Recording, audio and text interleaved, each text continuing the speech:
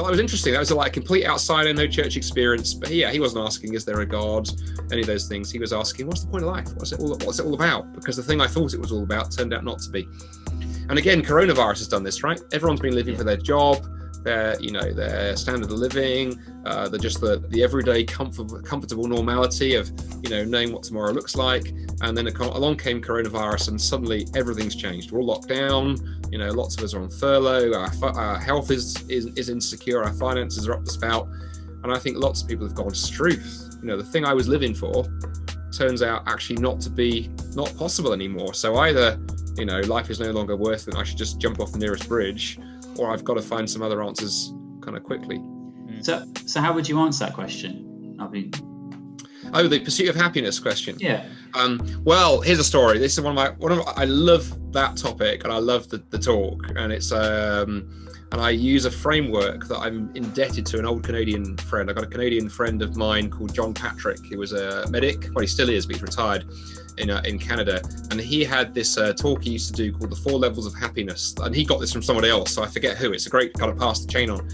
And he said, when he first told me about this talk he did, he said, what I like about it, he said, I use it on airplanes all the time. The person next to me, and he said, I've had a 98% success rate in using this approach to the conversation and people wanting to know about Jesus. He said, I'm a doctor, we track numbers. And so when he told me that, I was like, okay, tell me what's going on here. So the framework, and you can use it like I do in a talk, or you can use it in a conversation, goes like this. You ask the person, you ask the audience, are you happy?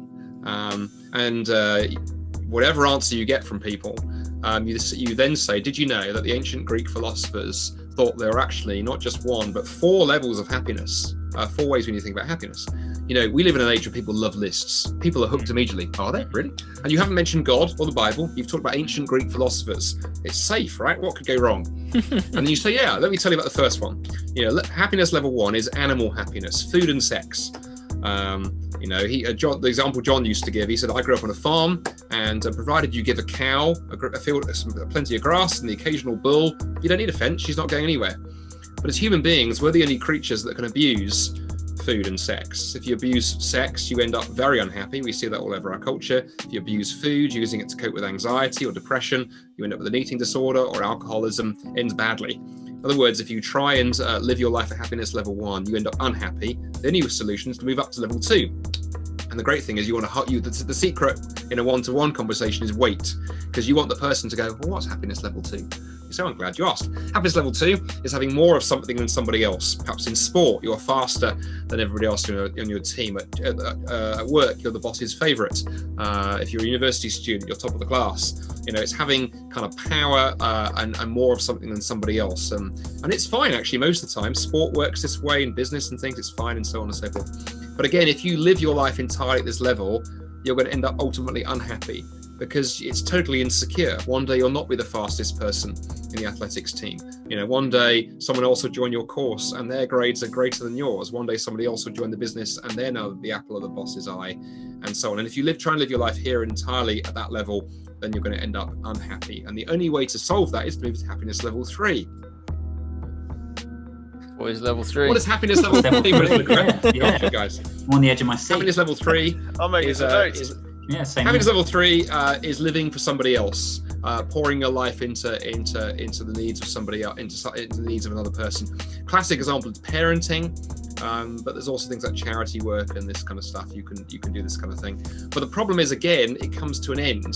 The kids grow up and leave home. We have a name for this. It's called the empty nest syndrome. And it's a devastating time of life for many parents, because suddenly everything you've lived for has walked off the door and gone to university.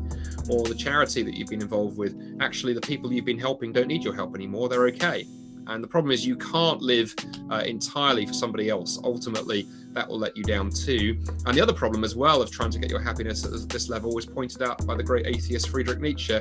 And he pointed out that it's selfish, because you're not helping others, you're helping yourself. Mm-hmm. You're engaging in good works and so forth, because it makes you feel good. And either way, you're going to end up, again, unhappy at level 3. And if you're unhappy at level 3, there's only one solution, and that's to move up to happiness level 4. And John's genius move is when they say what's happiness level 4, and it's an aircraft situation, John would always say, yeah, I can't really tell you. I probably shouldn't tell you, because you want them to go, what do you mean you can't tell me? You can't lead me all this way not to, well, sometimes people get a bit angry if I mention what level 4 is.